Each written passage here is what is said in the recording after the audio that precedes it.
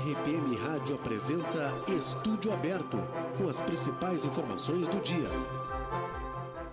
Olá, muito bom dia. Está no ar aqui pela Rádio Progresso de Montenegro, mais uma edição do Estúdio Aberto, trazendo as notícias de destaque da manhã dessa quinta-feira, aqui na região do Vale do Rio Caí, no Brasil e no mundo. Temperatura às 11 horas e 29 minutos. Dessa quinta-feira é de 33 graus. A meteorologia aí estava fazendo uma previsão de que em algumas regiões do estado teremos aí 40 graus e até um pouquinho mais de 40 graus. Bem, estamos aqui com a Clarice Almeida, nossa repórter. Muito bom dia, Clarice, tudo bom? Bom dia, Adriano. Bom dia, ouvintes. Clarice, hoje trazemos várias notícias. A Clarice acabou de chegar da Câmara Municipal, onde aconteceu uma sessão extraordinária convocada no início da semana pelo presidente da Câmara, o Renato Crantes, né? Qual é que foi o resumo dessa reunião, essa sessão extraordinária? Bom, isso mesmo, Adriano. A sessão que começou às 9 horas da manhã, teve 1 hora de duração, foi além até do esperado. Não contou com a presença de 2 vereadores, que é o Renato Crantes e também o Marcos Guelen, o Tuco. Esses 2 não compareceram. Os demais vereadores estiveram lá para apreciar os projetos e na pauta do dia 3 projetos, então, de lei complementar. Certo. Um deles, bastante polêmico, por sinal, previa a alteração do padrão dos vencimentos médicos, passando da categoria 10 para a categoria 11, e com isso possibilitando, então, um aumento salarial para a classe. Porém, o pedido de urgência desse projeto foi amplamente discutido entre os vereadores e alguns deles se manifestaram dizendo que não era o momento desse projeto ter ido para a Câmara, que ele já esteve lá anteriormente, em outubro, nos meses de setembro, outubro, ele já esteve na Câmara. Foi solicitada uma reunião com os maiores interessados, que no caso seriam os médicos, a Secretaria de Saúde, o sindicato e também com o prefeito. Segundo informações, foi enviado um ofício para o prefeito solicitando que participasse dessa reunião e que convocasse os mais interessados para que comparecessem. E, no entanto, ninguém compareceu ao encontro, a reunião foi cancelada, não houve uma discussão sobre essa alteração. O que os vereadores queriam era justamente isso, debater se realmente há necessidade, o que os médicos acham dessa mudança, se tem mais alguma reivindicação a fazer. Porém, então, não foi discutido e hoje o pedido de urgência, então, foi negado. O projeto nem seguiu para votação, que fique claro que não foi o projeto que foi rejeitado. O que foi rejeitado foi a solicitação de urgência dele. Teve ainda um outro projeto referente ao regime jurídico dos servidores. Diversos servidores estiveram lá com cartazes, enfim, tentando acelerar esse processo, mas também o projeto foi esbarrado já ali no pedido de urgência da votação. Foram 5 votos rejeitando a votação e 3 favoráveis, então. E o terceiro projeto, ele é referente à gratificação dos servidores dos servidores de carreira do município, que vão estar atuando como fiscais no concurso agora de domingo, no concurso público que o município promove. E esse projeto, o pedido de urgência foi aceito por todos os vereadores, pelos 8 vereadores. O projeto seguiu para votação e, como também já está em cima da hora, se não fosse aprovado agora, não teria mais como. Então, ele seguiu para aprovação. Porém, fazer um parênteses aqui, antes de seguir para aprovação, foram votadas as emendas. Os vereadores afirmaram que existiam alguns erros no texto, na redação desse projeto, e por isso a necessidade de fazer 2 emendas, alterando algumas palavras, na verdade. Não foi nenhuma alteração. Seria erro de ortografia? Também. Então, as emendas foram aprovadas e, posteriormente, o projeto, então, foi aprovado por 7 votos, sendo que desta vez o presidente da casa, o vereador Renato Crantes, então não participou, não teria o direito a voto nesse caso.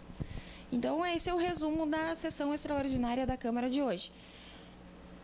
Muito bem. Agora são 11 horas e 34 minutos, Clarice, 11h34.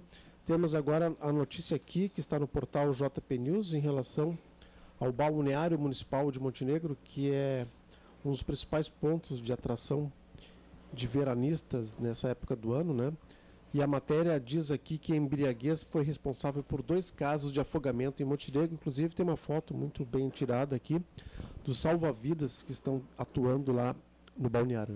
Isso, Adriano. Agora com o calor, né, a chegada das férias também, o pessoal acaba indo para os balneários, para açudes, para diversos locais, enfim, de banho, para se refrescar. E às vezes acabam exagerando, levando bebida alcoólica. E foi o que aconteceu no Baixio no final de 2013 e agora na primeira semana de janeiro de 2014 também.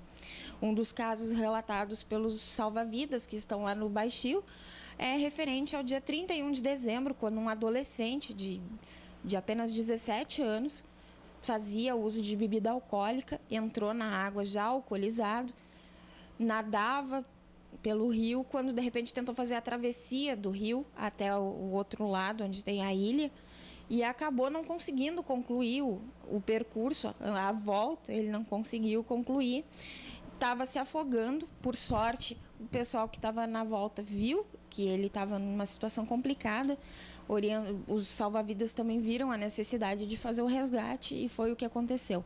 Resgataram ele não chegou a se afogar totalmente. E no dia seguinte, a mesma situação, só que dessa vez com um jovem senhor, um homem de 40 e poucos anos, 43 anos, na mesma situação. Havia ingerido bastante bebida alcoólica e ao entrar na água não conseguiu nadar e precisou ser socorrido pelos bombeiros. Então o pessoal lá, os salva-vidas, pedem para a população para que tomem alguns cuidados, principalmente nesse caso de ingestão de álcool. Não é aconselhável que as pessoas bebam e vão para a água, assim como também o consumo de alimentos.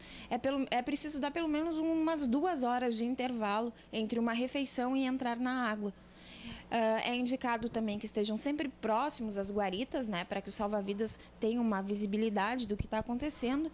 E no caso das crianças, que é um problema bastante corrente também, tem envolvido adolescentes, em casos de afogamento, para que eles sejam sempre acompanhados por um adulto que saibam os limites até onde podem ir, até porque em locais onde há salva-vidas sempre há sinalização do limite máximo da onde eles podem ir. Mas, por sorte, o pessoal está aqui no balneário, está socorrendo quem precisa. Mas é importante estar atento, né, para não chegar a se afogar. Tá certo, Clarice, agora são 11h37, mais uma notícia aqui do portal JP News. Corsã e Brigada Militar realizam a operação Gato d'Água. Temos já uma foto aqui do portal JP News, uma foto muito bem ilustrativa, da Brigada Militar acompanhando funcionários da Corsã. O que é exatamente essa operação Gato d'Água, que teve um grande número de visualização, tanto no portal JP News quanto no JP Redes Sociais, Clarice? Bom, o gato d'água, na verdade, nada mais é do que o roubo de água. É uma ligação de água clandestina feita sem autorização, sem a comunicação à Corsã, e que aqui em Montenegro está ocorrendo bastante. O pessoal da Corsã está de olho, está averiguando denúncias, também está controlando o consumo demasiado, né, do líquido, está sendo observado. E ontem, então, ocorreu essa operação lá no bairro Estação. Em cerca de 30 casas foi constatado que estavam roubando água, furtando água. O gerente da Corsã disse que eles já haviam feito um levantamento prévio dessas casas, né? Já haviam identificado previamente onde estavam acontecendo esses gatos, e os moradores, sabendo da presença da Corsã, alguns dos moradores, né, acabaram fazendo ameaças. Então, para poder fazer o corte dessas redes, a Corsã teve que pedir auxílio à Brigada Militar, que, através do POI, do Pelotão de Operações Especiais, se fez presente, acompanhando os funcionários em todos os cortes realizados. A operação segue. A Corsã continua fazendo averiguações em outros bairros da cidade e solicita também aos moradores que quem souber que o seu vizinho ou um morador próximo está adquirindo água de forma ilegal, para que denuncie, porque alguém acaba pagando a conta.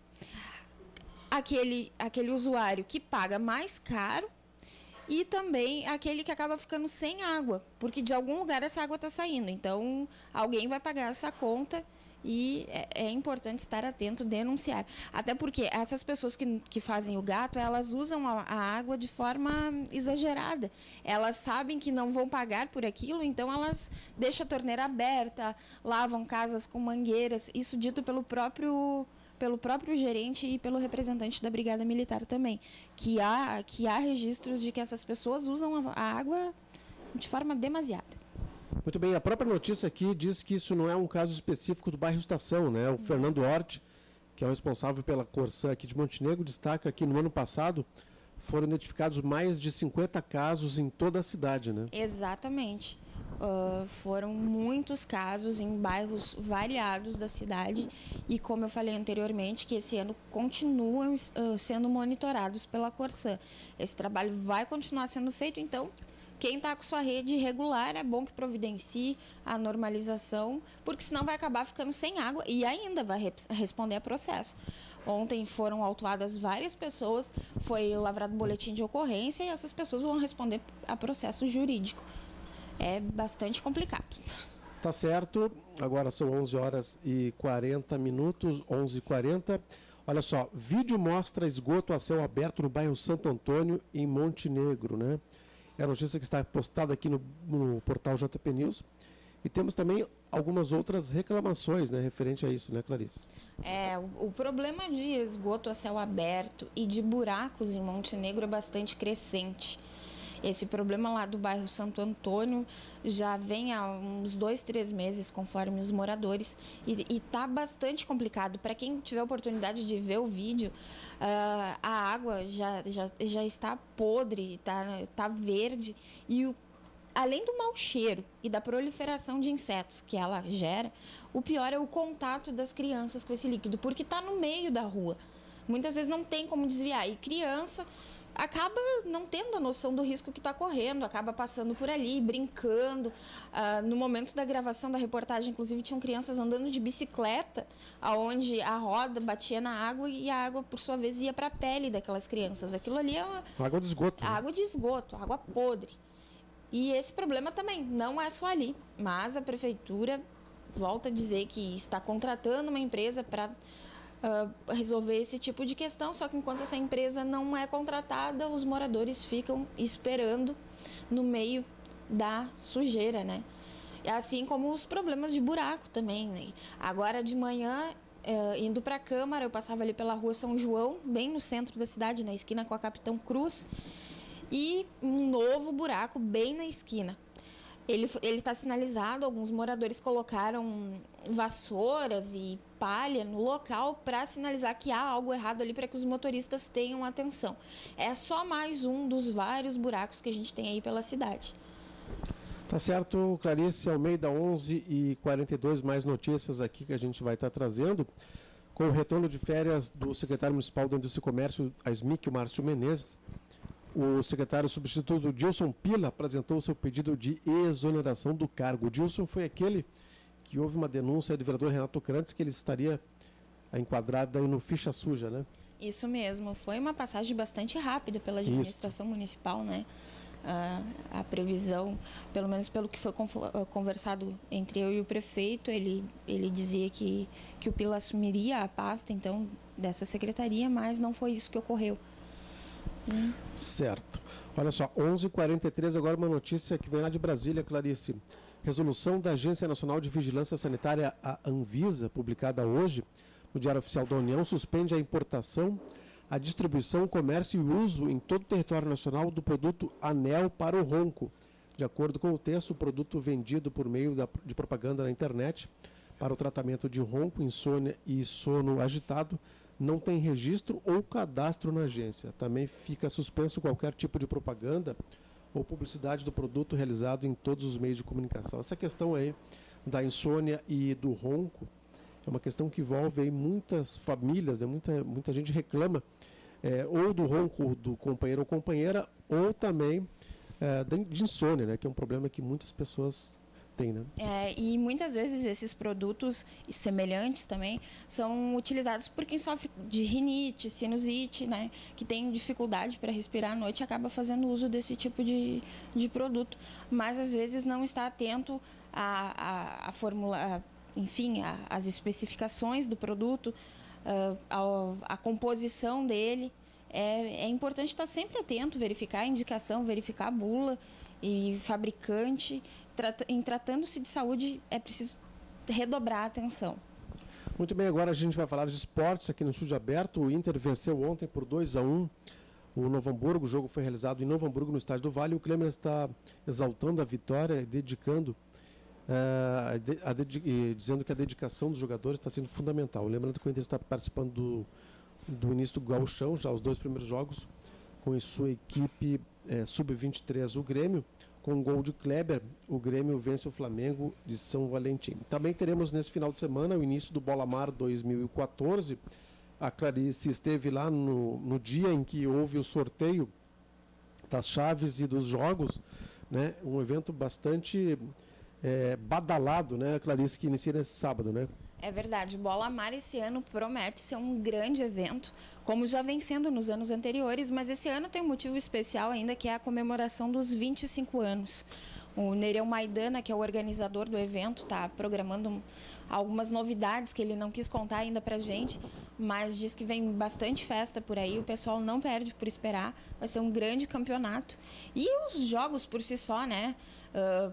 Uma disputa que promete mexer com os nervos dos torcedores é aqui dos 2 times de São Sebastião do Caí.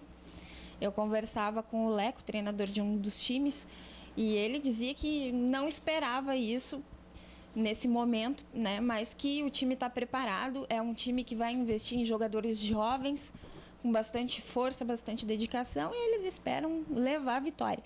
Já o outro time não conseguiu contato, mas a gente acredita que também estão na expectativa pela vitória. E agora, nesse final de semana, então, começam as disputas no sábado. O pessoal aqui da JPTV vai estar fazendo a cobertura para que todos possam assistir. Sábado e domingo, todos os jogos das equipes do Vale do Caí podem ser vistas aí pela JPTV. Uma equipe de comentaristas e de narradores já estão confirmados com a presença a partir do primeiro jogo das 9h55 lá no Bola Mar, no sábado, na Arena de Tramandaí.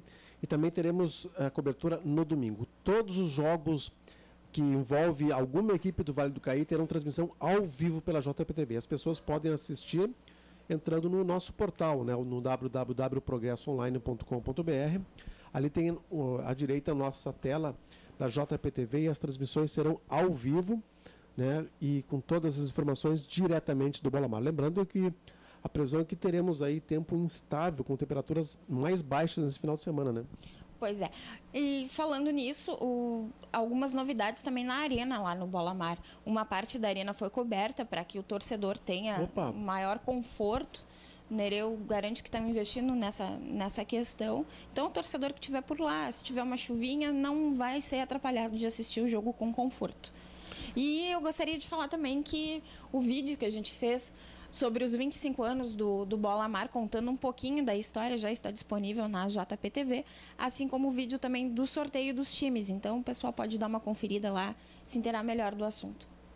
Tá certo. Portanto, Bola Mar é aqui na JPTV, Bola Mar 2014. Já no ano passado fizemos a transmissão de todos os jogos das equipes do Vale do Caí. E o que mais é interessante também, todas as semifinais e finais, todos os jogos das semifinais e a final a gente também transmite, inclusive independente de qual seja a equipe do Vale do Caí ou não. Bem, notícia do portal JP News publicada ontem: um princípio de incêndio causa paralisação na produção da Aeroplast, né? Exatamente, foi um susto ontem na metade da tarde, mas não foi nada de grave. O que aconteceu foi um problema no transformador da rede elétrica do lado de fora da empresa. Ele acabou estourando, causou um susto devido à fumaça que acabou dispersando, e fumaça essa que chegou a entrar dentro da empresa. Os funcionários foram retirados do local, né, foram conduzidos até o lado de fora da empresa. Os primeiros socorros foram prestados pela brigada de incêndio, que tentou apagar o fogo, e nesse meio tempo então foi acionado o Corpo de Bombeiros e também a AS Sul. Algumas ambulâncias foram até o local, porque também o calor acaba... A inalação da fumaça associada ao forte calor que fazia ontem poderia causar algum tipo de mal-estar nos trabalhadores. Então, a empresa optou por fornecer essas ambulâncias para eventuais atendimentos. Prejuízos materiais ainda iam ser calculados. O que se esperava era o prejuízo na produção, porque ficou a tarde inteira a linha parada, sem luz e também sem a previsão de retorno. Então, o prejuízo deles foi na questão da produção. Muito bem, Clarice, estou vendo aqui no JP News um vídeo que é da matéria feita em São Sebastião do Caí, na procissão de São Sebastião do Caí. Fizemos uma matéria bem completa, entrevistando o bispo Dom Paulo de Conto, também mostrando a procissão e a parte artística, né? Essa que é a grande festa do Vale do Caí na área religiosa, né? É verdade, é considerada a segunda maior festa religiosa do estado. Contou com um grande número de pessoas de São Sebastião do Caí, como das cidades vizinhas também. Foi uma semana inteira de atividades, né? Foram diversos shows, programações artísticas, uma novena destacada pelo bispo também, uma novena que contou com um grande número de fiéis, e a culminância desses festejos todos, então, ocorreu na segunda-feira, com a realização da missa, celebrada pelo bispo da diocese aqui de Montenegro, Dom Paulo de Conto, também pelos padres da paróquia ali de São Sebastião do Caí, e por um grande número de presentes, né? A estrutura foi montada uma estrutura ao lado da igreja, possibilitando que um número maior de pessoas pudessem assistir à celebração. E logo depois, então, a imagem de São Sebastião do Caí, a imagem de São Sebastião foi conduzida por diversas ruas do Caí, com a participação de todos que assistiam à missa. Foi bastante interessante, as pessoas rezando, cantando, fazendo seus agradecimentos à imagem.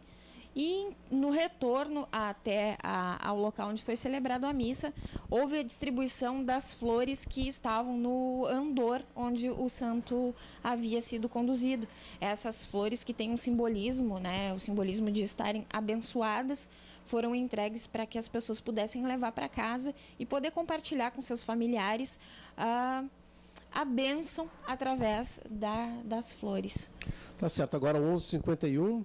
Bem, na próxima semana deveremos ter mais informações sobre o Carnaval de Rua de Montenegro. Até a semana passada havia uma dúvida se sairia ou não em função da prestação de contas, mas as escolas a princípio prestaram as contas e o prefeito Paulo Zeredo cedeu, né, fazendo aí um patrocínio um pouco maior para cada escola, né? Pois é, Adriano, eu tenho uma notícia de última hora para te dar referente a esse assunto, que eu entrei em contato com o representante de uma das escolas de samba e uma delas ainda não fez o acerto final. Ah, perfeito. Eu falei com a esposa dele, na verdade, a esposa do Chico, e ela me disse que está faltando alguma coisa. Eu estou tentando contato com ele. Qual dos Chicos, da Exub ou da Mangueira? Eu sempre acabo me confundindo. O que trabalha no polo... O que não é o presidente da Associação dos Carnavalescos. Então é o Chico da Mangueira. É, porque o outro Chico é o Alessandro. Isso. É, o Chico da Mangueira. Essa escola, então, ainda não teria feito o acerto final. Sem essa prestação, não tem Carnaval de Rua. Pois é. Essa informação foi dada, então, pela esposa dele. E o que falta? Ela não soube me dizer. Ok. E ele trabalha durante o dia, então o contato é bastante complicado, mas eu vou continuar buscando essa informação para saber o que falta, porque o Carnaval está em cima. A verba agora que eles solicitaram, o prefeito disse que vai disponibilizar esses 63 mil, então realmente só falta esse acerto dessa escola para que tudo seja definido. É verdade, vamos esperar que haja essa prestação de contas da Mangueira, né? Porque sem ela, o prefeito Paulo Azevedo já disse que não haverá carnaval. Mas o quadro já foi bem pior, né, Clarice? É verdade. As notícias dadas por nós aqui em torno de uma semana atrás deixavam claro que possivelmente nem se teria carnaval na cidade, uma vez que tudo começou porque a prestação de contas de todas as escolas, das 3 escolas, ainda não havia sido feita. Então, havia o receio dos presidentes das escolas em fazer o acerto, desembolsar dinheiro para fazer o acerto final. e ia acabar não recebendo esse retorno na prefeitura através da liberação da verba para o próximo desfile. Mas, conversando com o prefeito, eles chegaram a um entendimento, o prefeito disse que não, que se o acerto de contas fosse feito, haveria a liberação de novos recursos, então eles providenciaram, tanto o Alexandro quanto o Manuel providenciaram esse acerto e, posteriormente, voltaram a conversar com o prefeito, porque com a verba que eles acreditavam que receberiam de R$10 mil, eles diziam que com esse valor não era possível fazer carnaval em Montenegro. Mas, então, numa conversa com o prefeito, ficou acordado que o valor seria maior. O prefeito, então, anunciou que investiria nesse projeto do carnaval que prevê os gastos em torno de 63 mil. Então, agora, só falta uma escola se acertar. É isso que está faltando para essa definição do carnaval. Mais uma vez, uma novela, né, que o desfecho a gente sempre fica sabendo somente no último capítulo. Bem, Clarice, uma notícia que nós publicamos no portal JP News na semana passada, já teve mais de 600 visualizações. A notícia diz que DEFAP paralisa a obra no Lago do Parque e a Prefeitura terá que recuperar a área, né? Portanto, ainda está parada essa obra por lá, né? Até a última vez que eu estive lá, sim, eu conversei com o secretário de Meio Ambiente, o Clóvis Domingues, e ele disse que a solicitação do DEFAP foi bem aceita, que não foi uma imposição, foi um aconselhamento que a secretaria aceitou. E, inclusive, na última vez que eu estive lá, eles estavam providenciando o isolamento da área com fitas adesivas para que as pessoas não se aproximem, né? E essa semana eles devem estar trabalhando na elaboração desse projeto que deve ser apresentado ao DEFAP, prevendo uma revitalização daquele espaço. Segundo o Clóvis, devem ser plantadas árvores, flores. E é importante ressaltar ainda que ele afirma que o lago teve uma parte pequeníssima aterrada, que já havia sido feita uma intervenção anteriormente lá e não por essa gestão. Então, a parte que eles mexeram foi muito pequena, segundo o secretário de Meio Ambiente da cidade. Inclusive, uma outra informação referente ao meio ambiente é referente à questão do Dia do Descarte. Projeto de autoria do vereador Renato Kranz, e que prevê que o município ofereça a seus cidadãos pelo menos um dia da semana para coleta de objetos que não podem ser descartados no lixo comum. Tipo sofás? Exatamente. Aquele velho problema dos sofás jogados na calçada, na beira de ruas, na beira de rios, de córregos, aqui do Arroio Montenegro, que é muito famoso. Esse projeto, então, essa semana foi aberto o chamamento para as empresas que queiram participar do processo licitatório, a licitação que deve ocorrer daqui a alguns dias, e o projeto está cada vez mais próximo, então, de ser colocado em prática, e visando recolher esse monte de lixo que tem jogado pela cidade. Aí vamos ver se vai ter alguma outra desculpa, né, dos moradores para jogar esses objetos por aí. Inclusive, o Jornal Progresso dessa semana vai estar, a partir de amanhã, destacando uma matéria sobre justamente isso, né? A colocação de material, inclusive de sofás aí na rua, que podem, sim, ser futura presença no Arroio Montenegro, né? Como eu falava anteriormente, o Arroio Montenegro acaba sendo muitas vezes o depósito desses entulhos. Por quê? Porque vem a chuva, dependendo do peso do objeto, a chuva vem, os alagamentos vêm e acabam arrastando eles para dentro do arroio. Aí o que acontece? A grade de contenção que foi colocada no arroio não dá conta de segurar esse material, acaba, como ocorreu há alguns dias atrás, quebrou a tela de contenção. Aí aquilo vai acumulando, vai trancando nos canos, a água não dá conta e ocorre a vazão. Então, é importante que as pessoas tenham essa consciência que não é simplesmente jogar o material. Eles não vão jogar e aquele material vai ficar ali. Não, aquele material vai ser conduzido para uma boca de lobo, para um córrego, que vai causar entupimentos, que vai estourar em algum lugar e muitas vezes acaba estourando na casa de quem próprio jogou aquele objeto ali. Tá certo. Bem, Clarice, vamos ficando por aqui com o nosso Estúdio Aberto. Muito obrigado pela participação. Obrigada, Adriano. Até uma próxima. Muito obrigado.